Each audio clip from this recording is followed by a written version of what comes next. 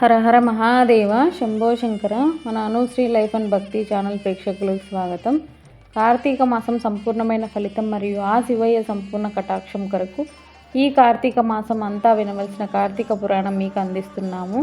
ఇలాంటి మరెన్నో ఆధ్యాత్మిక వీడియోల కోసం మన అనుశ్రీ లైఫ్ అండ్ భక్తి ఛానల్ను తప్పక సబ్స్క్రైబ్ చేయండి. వీడియోలోకి వెళ్ళిపోదాం. కార్తీక పురాణము 27వ అధ్యాయము. అంబరీషుడు సుదర్శన చక్రం నుండి దుర్వాసరుని రక్షించుట.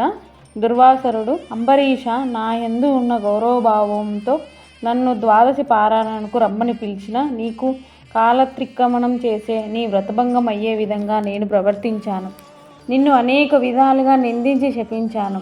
ఆ కారణంగానే నా ప్రాణాలకి ఉపద్రవాన్ని తెచ్చుకున్నాను. శ్రీహరి యొక్క సుదర్శన చక్రం నన్ను తరుముకుంటూ నా వెనకాలే వస్తుంది. నన్ను తుదముట్టించనిదే ఆ సుదర్శన చక్రం శాంతించేటట్లు లేదు. చేసేదేమీ లేక వైకుంఠానికి వెళ్ళి శ్రీహరిని ప్రార్థించాను. సుదర్శన చక్రం నుండి ఆపగల సమర్థుడు నువ్వే అని చెప్పి నారాయణుడు నన్ను నీ దగ్గరికి పంపించాడు. కనుక నన్ను నువ్వు రక్షించు అంటూ అంబరీషుణ్ణి దుర్వాస మహర్షి ప్రార్థిస్తున్నాడు. అప్పుడు అంబరీషుడు సుదర్శన చక్రాన్ని నమస్కరించి తెలిసో తెలియక ఆవేశాలతో దుర్వాస మహర్షి తొందరపడ్డాడు. భక్తవరదుడైన ఆ శ్రీహరి అది చూసి సహించలేక నిన్ను పంపించాడు.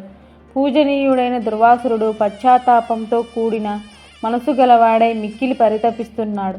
అందుకని ఆ మహర్షి మన్నించు. ఒకవేళ కర్తవ్యము పాటించడమే నీ లక్ష్యమైతే అతనికి బదులుగా నన్ను సంహరించు. 14 లోకాలు ఏకమై ఒకేసారి వచ్చినా నిన్ను నా పట్ల ఏ విధంగా ప్రవర్తించినా అప్పుడు తెలివి తెచ్చుకున్నాను. పశ్చాత్తాపాన్ని పొంది నన్ను రక్షించమని శరణు వేడుతున్నాడు. నువ్వు శ్రీమన్నారాయణ ఆయుధానివి, నేనేమో ఆ శ్రీమన్నారాయణ భక్తుణ్ణి. ఆ మహనీయుని రక్షించడం మనం చేయవలసిన పని. నీకు నీ స్వామి చెప్పిన ప్రకారం అతన్ని చంపడం అనేది చేయదగిన పనే అవుతుందేమో. నా మనసులో ఆలోచన ప్రకారంగా ప్రాణభిక్షను పెట్టు అంటూ అంబరీషుడు అనేక విధాలుగా సుదర్శన చక్రము ప్రార్థిస్తున్నాడు. అయినా ఆ సుదర్శన చక్రము మనసు శాంతింపలేదు.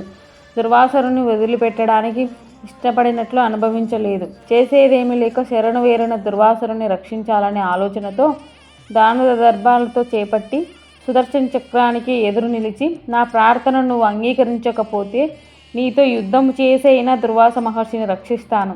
బ్రాహ్మణుని చంపడం తప్పదంటావా? నాతో యుద్ధానికి సిద్ధంగా ఉండు. శత్రువులకు లొంగని ఆయుధానివి కదా. ముందు నన్ను చంపి ఆ తర్వాత దుర్వాస మహర్షిని చంపు.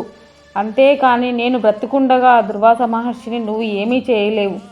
నేను నీతో తప్పక యుద్ధం చేసుకుంటాను. నా భుజబలం మీద నాకు నమ్మకం ఉంటే నేను నీతో యుద్ధానికి కూడా సిద్ధపడతాను. నా బాణాల వేడి రుచికి బాణాల మీద ఏమాత్రం ఆశయినా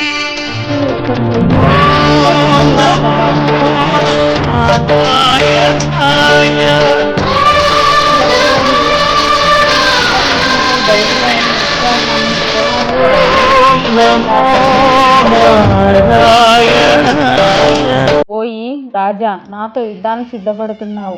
నేనేమిటో నా శక్తి ఏమిటో తెలియకపోవడంతో డబ్బు దర్భాలతో నాతో వాదిస్తున్నావు. నీకు నాకు ఏనుగుకి చీమకు ఉన్నంత వ్యత్యాసం ఉంది అని అన్నాడు. సుదర్శనుడు హెచ్చరిస్తుండగానే నువ్వు ఎంత గొప్ప మొనగాడివైనా అయితే మాత్రం ఏమిటి, నేను బ్రతుకుండగా ఆ దుర్వాస మహర్షిని ఏమీ చేయలేవు అంటూ ధనుసు ఎక్కుపెట్టి సుదర్శనుని పాదాలకు నమస్కార బాణాన్ని ప్రయోగించి మరొక బాణాన్ని సుదర్శనుడికి ప్రయోగించాలని అందరికీ సాహసానికి ఆటయానికి సుదర్శనుడు ప్రసన్నుడయ్యాడు. అంబరీషుని న్యాయంగా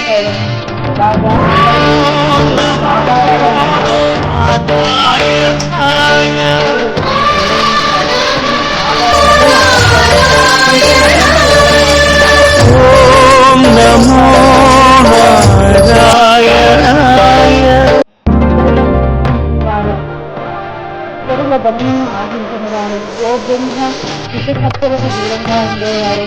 సరస్వీల పట్ల మర్యాద చూపించేవారు.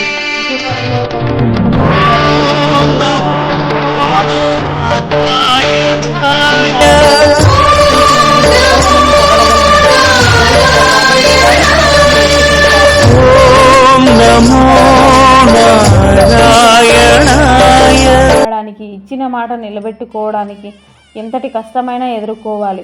ఎవరినైనా ఎదిరించవచ్చు, ప్రాణాన్ని నిలబెట్టడమే ప్రధాన లక్ష్యం అనే ఈ 2 విషయాలు మనం ఈ పారాయణంలో తెలుసుకున్నాము. 27వ రోజు పారాయణం సమాప్తము. 28వ పారాయణంతో మళ్ళీ కలుద్దాం.